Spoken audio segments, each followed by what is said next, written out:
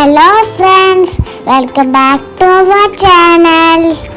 അപ്പോൾ ഇന്നത്തെ നമ്മുടെ റെസിപ്പി എന്ന് പറയുന്നത് ബ്രെഡും മുട്ടയും വീട്ടിലുണ്ടെന്നുണ്ടെങ്കിൽ വളരെ പെട്ടെന്ന് ഉണ്ടാക്കാൻ പറ്റുന്ന നല്ലൊരു കിഡിലൻ ഈവനിങ് സ്നാക്കിൻ്റെ റെസിപ്പിയാണ്. അപ്പോൾ കുട്ടികളൊക്കെ തന്നെ സ്കൂൾ വിട്ട് വരുമ്പം ഇത് ഒരെണ്ണം കൊടുത്താൽ മതി, അവർക്ക് വയറ് അത്യാവശ്യം നല്ലോണം നിറഞ്ഞും കിട്ടിക്കോളും, എന്നാൽ നല്ല ഹെൽത്തിയുമാണ്. അപ്പം ഒരുവിധം എല്ലാ വീട്ടിലും ബ്രെഡും മുട്ടയും എന്തായാലും സ്റ്റോക്ക് ഉണ്ടാവും. അപ്പോൾ അതുകൊണ്ട് തന്നെ നമുക്ക് വൈകിട്ടൊക്കെ തന്നെ പെട്ടെന്ന് ഉണ്ടാക്കി കൊടുക്കാൻ പറ്റുന്ന നല്ലൊരു പലഹാരം കൂടിയാണിത്. മറ്റുള്ള കാര്യങ്ങളൊക്കെ വളരെ കുറച്ച് ഇൻഗ്രീഡിയൻസ് മാത്രമേ ഇതിനകത്ത് നമ്മൾ യൂസ് ചെയ്യുന്നുള്ളൂ, അല്ലാണ്ട് ഒരുപാട് മസാലകളോ അങ്ങനെ ഒന്നും തന്നെ ഇല്ല. വളരെ ടേസ്റ്റി ആയിട്ടുള്ള ഒരു സ്നാക്ക് കൂടിയാണിത്. അപ്പോൾ നമുക്ക് ഇതെങ്ങനെ ഉണ്ടാക്കുന്നതെന്ന് കാണുന്നതിന് മുമ്പായിട്ട് നമ്മുടെ ഈ ഒരു ചാനൽ ആദ്യമായിട്ട് കാണുന്ന ഏതെങ്കിലും കൂട്ടുകാരുണ്ടെങ്കിൽ ഒന്ന് സബ്സ്ക്രൈബ് ചെയ്ത് തന്നെ ഒന്ന് സപ്പോർട്ട് ചെയ്യണേ. അപ്പോൾ നമുക്ക് ഒട്ടും വൈകാതെ ഈ ഒരു സ്നാക്ക് ഉണ്ടാക്കി തുടങ്ങാം. അപ്പോൾ അതിനായിട്ട് ഞാനൊരു പാനിലേക്ക് 1 ടീസ്പൂൺ ഓയിൽ ഒഴിച്ച് കൊടുത്തിട്ടുണ്ട്. ഏത് ഓയിലാണെങ്കിലും കുഴപ്പമില്ല. ഇനി അതിലേക്ക് ഒരു 2 സവാള ചെറുതായിട്ടൊന്ന് അരിഞ്ഞത് ഇട്ട് കൊടുത്തിട്ടുണ്ട്. അതിൻ്റെ കൂടെ തന്നെ ഒരു 2-3 പച്ചമുളകും കുറച്ച് കറിവേപ്പിലയും കൂടെ ചേർത്ത് കൊടുത്തിട്ടുണ്ട്.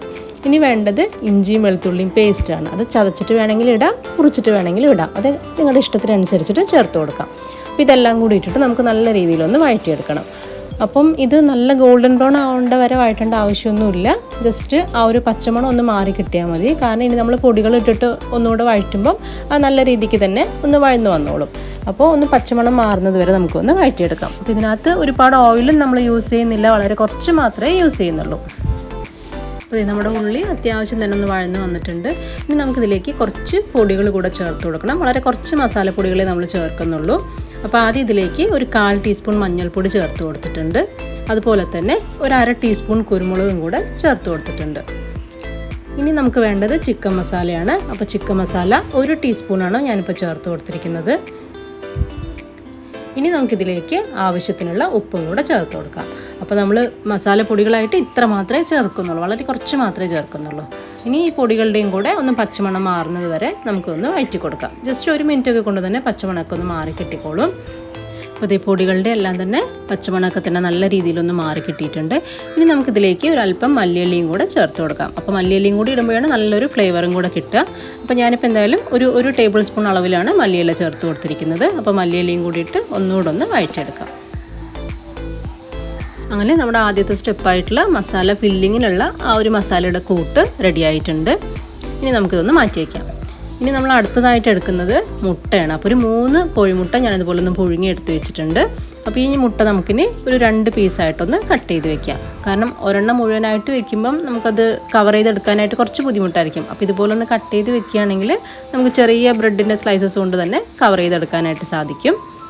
അപ്പോൾ ഇതിപ്പോൾ ഒരു 6 പേർക്ക് കഴിക്കേണ്ട ഒരു ക്വാണ്ടിറ്റി ഉണ്ടാകും. കാരണം 6 വലിയ നല്ലൊരു ബോക്സ് ടൈപ്പിനാണ് നമുക്ക് കിട്ടുക. അപ്പോൾ 6 പേർക്കൊക്കെ തന്നെ സുഖമായിട്ട് കഴിക്കാം ഈ ഒരു 3 മുട്ട വെച്ചിട്ട്. ഇനി എടുക്കുന്നത് ബ്രെഡാണ്. അപ്പോൾ ഒരു 12 സ്ലൈസ് ബ്രെഡാണ് എടുക്കുന്നത്. അപ്പോൾ ഓരോ സ്നാക്ക് ഉണ്ടാക്കാനായിട്ട് നമുക്ക് ഈ 2 ബ്രെഡ് ആവശ്യമായിട്ടുണ്ട്. അപ്പോൾ അതുകൊണ്ടാണ് 12 എടുത്തിരിക്കുന്നത്. ഇനി നമുക്ക് ഈ ബ്രെഡിൻ്റെ ഈ സൈഡിൽ വരുന്ന ഈ ഒരു പോർഷൻ ഒന്ന് കട്ട് ചെയ്ത് മാറ്റണം. അപ്പോൾ എന്നാൽ മാത്രമാണ് നമുക്കത് ഒട്ടിച്ചെടുക്കുമ്പോൾ കറക്റ്റായിട്ട് കിട്ടുള്ളൂ. ഇത് ഒരു ഹാർഡായിട്ടുള്ളൊരു പോർഷനാണല്ലോ സൈഡിൽ.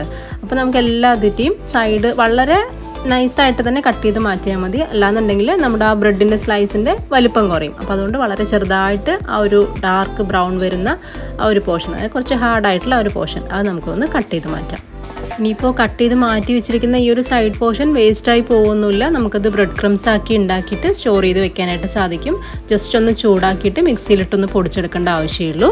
അപ്പോൾ ഞാനിപ്പോൾ എന്തായാലും അതൊന്ന് മാറ്റി വെക്കുകയാണ്. അപ്പോൾ എല്ലാ പീസും ഞാൻ ഇതുപോലെ തന്നെ സൈഡൊന്ന് കട്ട് ചെയ്തെടുക്കട്ടെ ആദ്യം. അപ്പോൾ ഇതെല്ലാ പീസും ഞാനിതുപോലെ തന്നെ ഒന്ന് കട്ട് ചെയ്തെടുത്തിട്ടുണ്ട്. ഇനി നമുക്ക് ഇതിലെ ഓരോ പീസ് എടുത്തിട്ട് ആ ബ്രെഡിൻ്റെ സൈഡ് പോർഷൻ ഉണ്ടല്ലോ, അത് ഇതുപോലെ ഒരു ചപ്പാത്തി കോല് വെച്ചിട്ട് ജസ്റ്റ് ഇതുപോലെ ഒന്ന് പരത്തി കൊടുക്കാം. അപ്പോഴാണ് നമ്മൾ ആ ഒട്ടിച്ചെടുക്കുമ്പോൾ ആ ഒരു കറക്റ്റ് ഫിനിഷിങ് കിട്ടുള്ളൂ. അല്ലാന്നുണ്ടെങ്കിൽ ഒട്ടിക്കുമ്പോൾ ആ ഒരു സൈഡ് വിട്ട് നിൽക്കും. ഇതാകുമ്പോൾ ആ സൈഡ് മാത്രം ഒരല്പം തിന്നായിരിക്കുമ്പം നമുക്ക് കറക്റ്റ് ആ ഒരു ഷേപ്പിൽ തന്നെ ആക്കിയെടുക്കാനായിട്ട് സാധിക്കും. അപ്പോൾ നമുക്ക് എല്ലാ ബ്രെഡിൻ്റെയും സൈഡ് ഇതുപോലെ ഒന്ന് പരത്തി കൊടുക്കാം. മുഴുവനായിട്ടും പരത്തണ്ട. മുഴുവനായിട്ടും പരത്തുമ്പം ഫുള്ള് നമ്മുടെ ആ ഒരു സ്നാക്ക് തിന്നായി പോവും. അപ്പോൾ കഴിക്കാനൊരു സുഖം ഉണ്ടാവില്ല. അപ്പോൾ സൈഡ് മാത്രം ഇതുപോലെ ഒന്ന് പരത്തിയെടുത്താൽ മതി. അപ്പോൾ ഞാനിപ്പോൾ എല്ലാ പീസും അതുപോലെ തന്നെ ഒന്ന് പരത്തിയെടുത്തിട്ടുണ്ട്.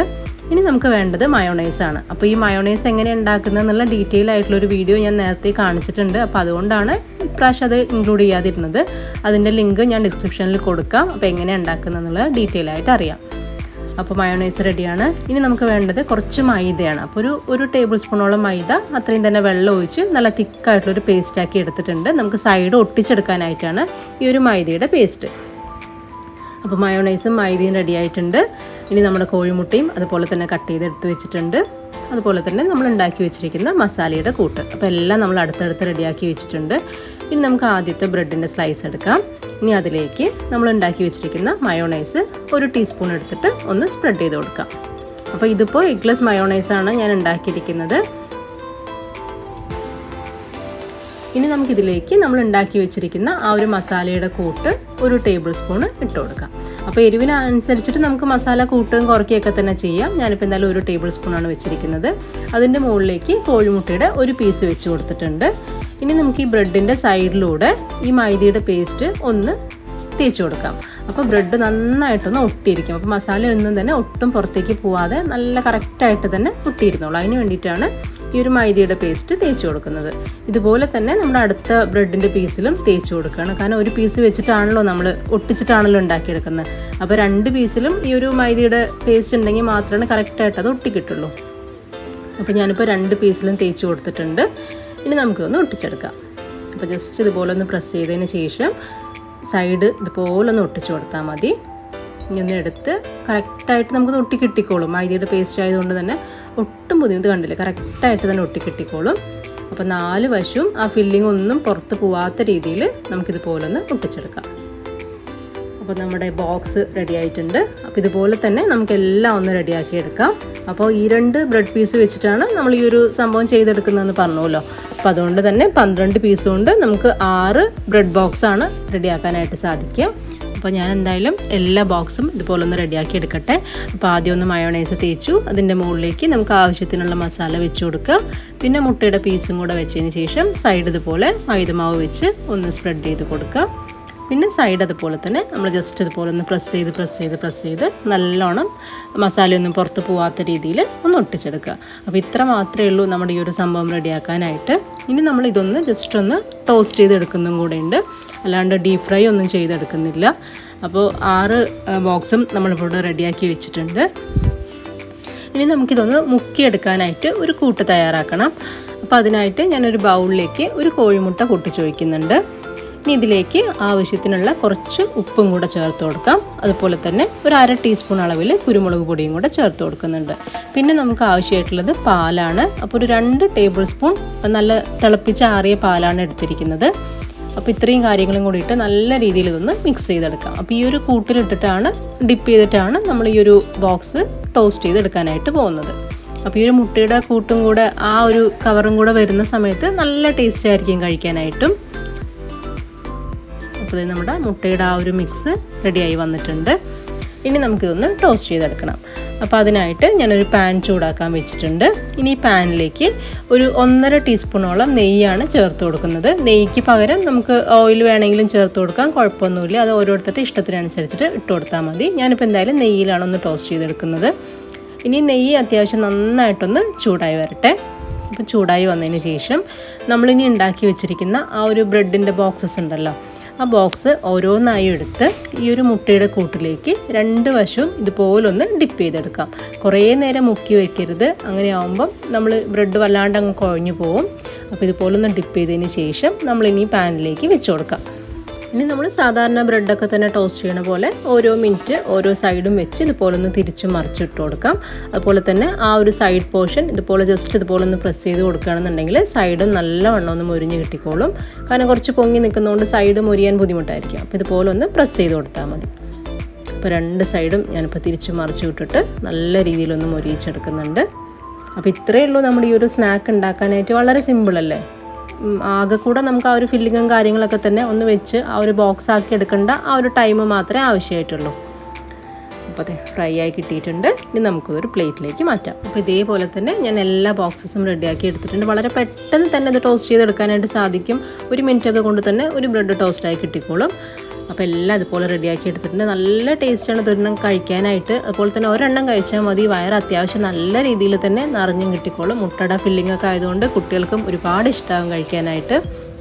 അപ്പോൾ ഇതിൻ്റെ കൂടെ നമുക്ക് മയോണൈസ് മുക്കി കഴിക്കാം, അല്ലാന്നുണ്ടെങ്കിൽ ടൊമാറ്റോ സോസ് മുക്കി കഴിക്കാം. അത് ഓരോരുത്തരുടെ ഇഷ്ടത്തിനനുസരിച്ചിട്ട് എന്ത് വേണമെങ്കിലും ഡിപ്പ് ചെയ്ത് കഴിക്കാം. ഇനിയിപ്പോൾ ഇതൊന്നും ഇല്ല എന്നുണ്ടെങ്കിലും കുഴപ്പമില്ല, നമ്മൾ ഉള്ളിൽ മസാലയൊക്കെ ഫില്ല് ചെയ്തതാണ്. അപ്പോൾ നല്ല ടേസ്റ്റ് ആയിരിക്കും കഴിക്കാനായിട്ട്. അപ്പോൾ കാണാൻ നല്ല ഭംഗിയില്ലേ, ശരിക്കും ആ ഒരു സെൻറ്റർ പോർഷനൊക്കെ തന്നെ ഒന്ന് പൊങ്ങി ശരിക്കും ആ ഒരു ബോക്സിൻ്റെ ഒരു ഷേപ്പിൽ തന്നെയാണ് ഈ ഒരു സ്നാക്ക് ഇരിക്കുന്നത്. ഇനി ഞാനിതൊന്ന് മുറിച്ച് കാണിച്ചു തരാം. അപ്പോൾ ഇതിൻ്റെ ഉൾവശം എങ്ങനെയുണ്ട് എന്നുള്ളത് കാണാമല്ലോ. അപ്പോൾ മുറിച്ചിട്ട് നമുക്ക് കഴിക്കുകയാണെങ്കിൽ നമുക്ക് കഴിക്കാനും കുറച്ചുകൂടി എളുപ്പമായിരിക്കും. വലിയ പീസായിട്ട് കടിക്കുന്നതിന് പകരം ഇതൊന്ന് മുറിച്ചും കൂടെ ഞാൻ കാണിച്ചു തരാം. ഇത് കണ്ടില്ലേ, ഫില്ലിംഗ് ഒക്കെ തന്നെ കറക്റ്റായിട്ട് ഇരിക്കുന്നുണ്ട്. എല്ലാ സൈഡും ഒട്ടിയതുകൊണ്ട് ഫില്ലിംഗ് ഒന്നും തന്നെ നമ്മൾ ടോസ്റ്റ് ചെയ്യുമ്പോൾ പുറത്തും പോയിട്ടില്ല. അപ്പോൾ ഞാനിപ്പോൾ എന്തായാലും മയോണൈസിൻ്റെ കൂടെയാണ് ഇതൊന്ന് ഡിപ്പ് ചെയ്ത് കഴിക്കാൻ പോകുന്നത്. കാരണം നമ്മൾ ഓൾറെഡി മയോണൈസ് ഉണ്ടാക്കിയിട്ടുണ്ട് ഇതിനകത്ത് തേക്കാനായിട്ട്. അപ്പോൾ അതിൻ്റെ കുറച്ച് എടുത്ത് വെച്ചിട്ട് അതിലൊന്ന് ഡിപ്പ് ചെയ്ത് കഴിക്കുകയാണ്. നല്ല ടേസ്റ്റാണ് കേട്ടോ ശരിക്കും ഇത് കഴിക്കാനായിട്ട്. എന്തായാലും ഒരു പ്രാവശ്യമെങ്കിലും ഇതുപോലെ ഒന്ന് ട്രൈ ചെയ്ത് നോക്കണം. പിന്നെ തീർച്ചയായിട്ടും ബ്രെഡും മുട്ടയും വീട്ടിലുണ്ടെന്നുണ്ടെങ്കിൽ എന്തായാലും ഇതൊന്ന് ഉണ്ടാക്കാനായിട്ട് എല്ലാവർക്കും തോന്നും. അത്രമാത്രം ടേസ്റ്റി ആയിട്ടുള്ളൊരു സ്നാക്കാണിത്. അപ്പോൾ എല്ലാവർക്കും ഈ ഒരു സ്നാക്ക് ഇഷ്ടമായിട്ടുണ്ടാകുമെന്ന് വിചാരിക്കുന്നു. ഇഷ്ടമായിട്ടുണ്ടെങ്കിൽ ഇതുപോലെ ഒന്ന് ട്രൈ ചെയ്ത് നോക്കുക. അതിനുശേഷം അതിൻ്റെ ഫീഡ്ബാക്ക് കമൻറ്റ് സെക്ഷനിലൂടെ എന്നെ അറിയിക്കുകയും കൂടെ വേണേ. ഇനി വീണ്ടും നല്ലൊരു റെസിപ്പി ആയിട്ട് കാണാം. എല്ലാവർക്കും ബൈ.